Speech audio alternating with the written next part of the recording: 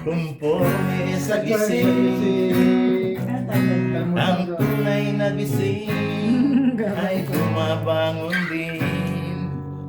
At meron ding gising na nakahiga pa rin. Ang puto ko'y maagang magising, ngunit ang problema nga nakahiga pa rin.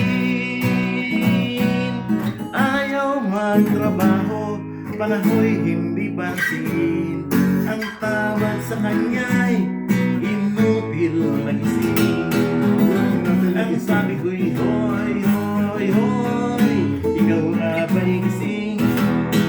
Ay halika na at maraming gagawin.